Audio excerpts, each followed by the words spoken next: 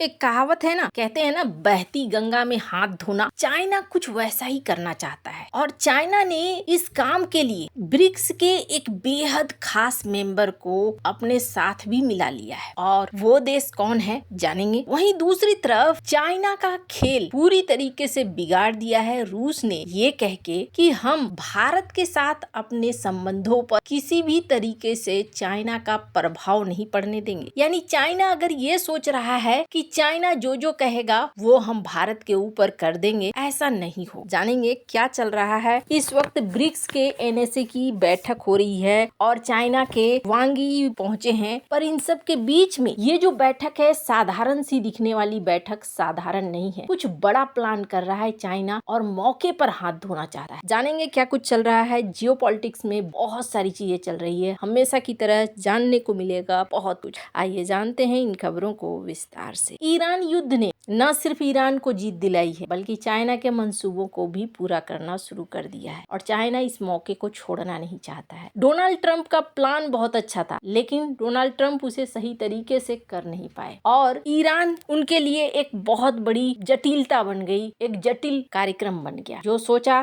शायद वो चीज हो नहीं पाई। जिस तरीके से उन्होंने वेनेजुएला का तेल रोका था, अगर वैसे ही वो ईरान का तेल रोक पाते और ईरान में सफल हो जाते तो चाइना के लिए सबसे बड़ी मुश्किल खड़ी हो जाती, लेकिन ऐसा नहीं हुआ। अगर आप सोच रहे हैं कि अमेरिका सिर्फ इजराइल की वजह से ईरान के पीछे आया था, तो ऐसा नहीं है। गेम का एक हिस्सा चाइना भी था और यहाँ पर जब चाइना देख रहा है कि ईरान का पलड़ा भारी है, डील भी तय हो गई है, अब ऐसे में चाइना एक कोशिश कर रहा है। और कोशिश क्या है, चाइना काफी लंबे समय से प्लान बनाता रहा है। चाइना को ये जो बड़ी बड़ी संस्थाएं है ना, चाइना इस बात को जानता है, चाहे भारत हो या फिर जापान हो या फिर G4 के देश हो जो ये कहते हैं कि हम यूएन को बदल देंगे, यूएन में नए देश आने चाहिए, नए लोग आने चाहिए, नया प्रतिनिधित्व आना चाहिए। चाइना इस बात को जानता है जो संस्थाएं बन चुकी हैं उनको अब चेंज करना, अपडेट करना वो बेकार का काम है। कितनों को मैं अपडेट करूंगा, कितनों को मैं चेंज करूंगा, मैं करूंगा। मेरे कुछ प्रभाव हैं, कुछ प्रभाव अमेरिका के हैं, कुछ प्रभाव रूस के हैं, तो क्यों ना एक नई व्यवस्था बनाई जाए, एक ऐसी व्यवस्था जो चाइना ने ही बनाया है, चाइना के द्वारा, चाइना के लिए, चाइना का सिस्टम हो। लेकिन ये आसान नहीं है। इसे बनाने के लिए किसी ग्रुप का सहारा तो लेना होगा जिस ग्रुप का प्रभाव ज्यादा हो। चाइना के पास अभी बहुत सारे ग्रुप है, अगर आप देखें तो एशिया में भी उसके अपने ग्रुप बने हुए हैं। चाइना के पास एससीओ भी है, लेकिन चाइना उस दिशा में नहीं जाएगा। चाइना कहाँ जाना चाहता है, ब्रिक्स। अब इस ब्रिक्स में चाइना एक और प्रस्ताव रखना चाहता है जो बेहद खास है। अभी अगर आप देखेंगे तो ग्लोबल टाइम्स के इस आर्टिकल को देखिए। अचानक से ग्लोबल टाइम्स छापता है ग्लोबल गवर्नेंस इनिशिएटिव जो चाइना का है वो अभी के समय में जिस तरीके की दुनिया चल रही है इसके लिए बहुत ज्यादा जरूरी है। अब ये क्या है, मैंने पहले भी बताया था, चाइना काफी लंबे से समय से चाहता है कि एक यूएन जैसी ही संस्था पैरेलल में आकर खड़ी हो जाए। इनका ये कहना है कि देखो जी, यूएन युद्ध नहीं रुकवा पाता है, यूएन दुनिया की मुश्किलों को कम नहीं कर पाता है, टैरिफ के लिए समस्याएं होती हैं, बहुत तरह की कुव्यवस्था है, क्लाइमेट के लिए है, कोई एक्शन ही नहीं ले पाता। अब जरा सोचिए, क्लाइमेट के लिए कौन बोल रहा है, चाइना बोल रहा है। युद्ध के लिए कौन बोल रहा है, चाइना बोल रहा है। अपने पड़ोसियों को परेशान करने वाला चाइना अच्छी अच्छी बातें कर रहा है और उसकी अच्छी अच्छी बातों में हाँ मिलाने वाले लोग भी मिल रहे हैं। स्क्रीन पर एक आर्टिकल देखिए, ये महाशय एक प्रोफेसर हैं जो कहते हैं कि हाँ भाई अब जरूरत है ग्लोबल गवर्नेंस की। वहीं दूसरी तरफ ये देखिए, ये ब्रिक्स के स्टडी ग्रुप के चीफ हैं, इनका कहना है कि हाँ भाई ग्लोबल गवर्नेंस के लिए चाइना का इनिशिएटिव सही है और चाइना के इनिशिएटिव का ये समर्थन कर रहे हैं। इस तरीके के बहुत सारे प्रोफेसर, लेक्चरर अभी आपको निकलते हुए दिखेंगे जो चाइना के इस इनिशिएटिव का समर्थन करेंगे। लेकिन ब्रिक्स का ही एक बड़ा मेंबर वो भी चाइना का समर्थन कर रहा है और इसका एक एग्जाम्पल देखिए, ये है लूला। लूला G7 में जब गए थे तो डोनाल्ड ट्रंप के साथ इनकी कोई मुलाकात नहीं हुई, बस एक छोटा सा ये वीडियो देखने को मिला जहां डोनाल्ड ट्रंप ने हल्का सा थपथपाया, लेकिन ब्राजील के लूला ने उस पर कोई भी रिएक्शन नहीं दिया। लूला का एक बयान बहुत ज्यादा चर्चा में आया जिसमें लूला ने क्या कहा, लूला ने कहा कि ट्रिलियंस डॉलर तबाह कर दिए अमेरिका ने, सिर्फ युद्ध में इतने पैसे अमेरिका ने बर्बाद किए। अगर अमेरिका ने भलाई में लगा दिया होता